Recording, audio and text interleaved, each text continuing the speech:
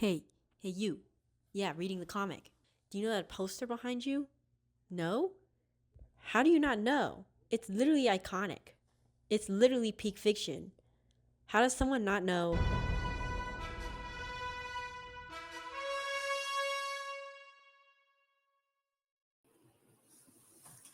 Ooh, hi. Hello there. I hope this thing is on. But yeah, welcome to my Pulp Fiction room. It's filled with all of the Pulp Fiction posters. Well, still need to get to the other wall, but I've decored this part of the room, and I'll get to the other side later with my Pulp Fiction addiction. But yeah, I think you guys would definitely like to know a lot more about Pulp Fiction because I sure do. That way you can end up not being like that poser was reading that comic earlier and actually know the stuff behind the Pulp Fiction poster. So to get started, I think a lot of you have definitely seen the movie, but if you haven't, or if you don't love Quentin Tarantino, or maybe you do, you've definitely seen this poster or one of its very many variations in the form of like fan art or like a recreation of the poster. You might have even drawn something of the poster for all you artists out there. But I don't think a lot of people know who was the main designer behind the poster itself. The main mind behind the creation of the poster was James Verdesoto, which was the creative director for Miramax. He had also created a lot of other posters for other movies like Ocean's 11 and 12, The English Patient, and The Crying Game. However, there definitely have been like a few conflicts in regards to who should get more credit, I guess, since the iconic image of Uma Thurman was actually taken by a photographer by the names of Faraz Zahidi, which definitely added the fame to the poster. So I won't deny that he definitely deserves a lot of credit. But regardless of who you think should take the rightful full credit of the poster, I guess, let's further analyze the elements that made this poster an iconic piece of pop culture that stands the test of time, while also being a solid representation of the movie it was created for. So I've actually got a spare poster for you all. It's still mine though because you can't reach through the screen. Being that this is a 2D subject, Vertisoto does a great job of maximizing the structure of the specimen by going back to the basics of simplicity, which is what a 2D subject kind of strives for. But even though it's a 2D subject, it definitely utilizes a lot of values seen in digital illustration with a sense of story from the little details of the poster to the allure of the main female lead here, and sending a solid message of what the movie wanted to feel like and was about is the main goal of this poster, and it is definitely for a lot of movie posters out there as a whole. And in order to send a message of what Vertisoto had in mind for the movie and the poster, he referenced back to a lot of older crime novels and utilized a lot of similarities he saw to create symbols within the poster, being, in quote, a girl with a gun, a bed, a doorway, alleyways, and a guy with a fedora hat. Um, Now, you might not be seeing a doorway or a guy with a fedora hat, and those were from the first few drafts of the poster. But a lot of elements he stated definitely remained in the final piece, being that it's the gun, cigarettes, and a new piece being the magazine. And so these are kind of the main icons that Vertisoto wanted to use in order to relate back into the crime novels. But they also had symbolism on what the movie was basically about in terms of being violence, drugs, and sexual desire, that sort of thing. Using these elements, Vertisoto used the main message of desire, playing with the human nature, being curious to know more about the multiple items laid out in Uma Thurman, while using Uma Thurman being that she was an iconic femme fatale character in the movie.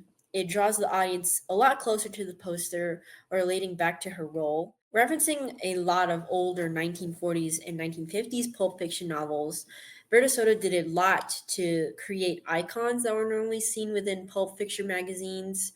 Um, One of the main ones was, of course, the grittiness of the paper. It's not actually on here, but it definitely feels like this paper has been very tattered and worn out. And you can definitely taste the old age of this paper, even though it's not actually there. And on top of that, the 10-cent marker makes all the difference in allowing the audience to feel a lot more immersed into the poster, feeling akin to a lot of the older Pulp Fiction magazines that people would used to buy. So very strong iconography to show how it's meant to represent Pulp Fiction. So in terms of elements, let's go into further detail with a lot of the features that make this poster so strong as a specimen. To start off, the balance of text to imagery creates a very solid rectangular layout. And that's one of the main shapes that's seen in the poster while utilizing the space to the max, balancing the combination of text and the focus of the poster. However, the asymmetry of the poster, with Uma Thurman being the main focus on the right side, creates a sense of drama, especially with the pose that she's in and her legs pointing towards the title of the movie, creating a sense of movement throughout the piece, along with the cigarette smoke rising up towards the text. That adds a lot of movement in there. The main element that's seen in the poster, and objectively the most important part about the poster, though, is the text. It's amazing to see how Soto was able to arrange blocks of text and utilize hierarchy very well in order to allow relief for the eye, but also still draws attention to what needs to be seen. Although legible, it can be a little bit harder to read with the more condensed text going down the poster, especially at the bottom of the poster. But it can't be blamed since, well, no one ever reads the extra text at the bottom unless like you're a film major or reading into the fine lines. And working in tandem with the font is the colored value. Having a very simple cover scheme was the way to go for the poster, especially with so much going on for the eyes to process. However, being simple, the colors don't fail in being saturated and contrasting well with the background of the image.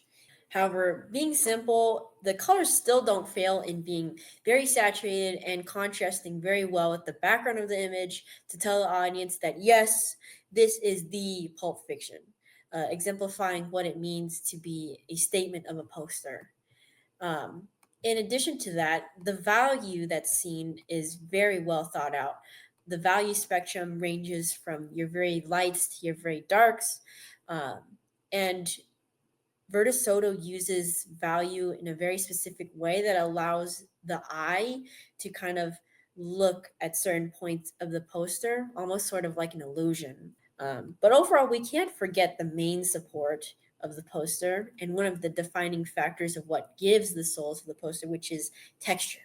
Scattered throughout the poster, I think it was definitely used to help unify the piece a lot more. It's definitely seen consistently throughout here. Not only does it bring a sense of unity, though, but it definitely brings a sense of nostalgia, which brings me to one of my main reasons of how and why the poster became such an integral part of American culture and pop culture as a whole.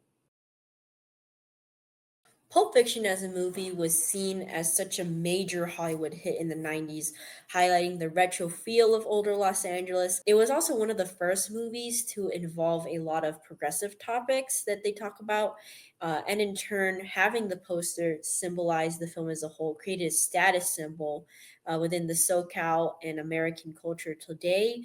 And whether it be the symbolism tied to Uma Thurman and the character she plays, or the reference tying back to the classic Pulp Fiction novels, to put in Soto's words, having the poster meant that you were as cool as the movie, which kind of created a cult following for both the movie and a lot of Quentin Tarantino's works.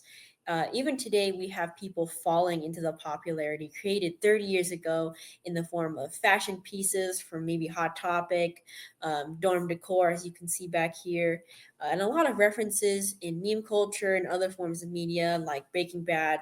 The Simpsons, Chainsaw Man, you name it, it's probably in there. It's essentially a gift that keeps on giving in the pop culture scene in American media. And I think that's why it's able to stand the test of time. And even with the blatant smear of shame that Quentin Tarantino has brought with who he is as a person, this piece definitely still holds up. Overall, it was pretty awesome to learn more about this almost like legendary piece of media and to get down to like the nitty gritty details of it all. Going down the Pulp Fiction iceberg was definitely something I didn't expect to see on my 2025 bingo card, but just getting to know a whole lot more about this poster kind of ties me a lot more to a lot of the culture and media that I've been watching, um, and where it kind of comes from. I hope now that you can see why I have a little bit of a Pulp Fiction addiction. Um, and I'll see y'all later.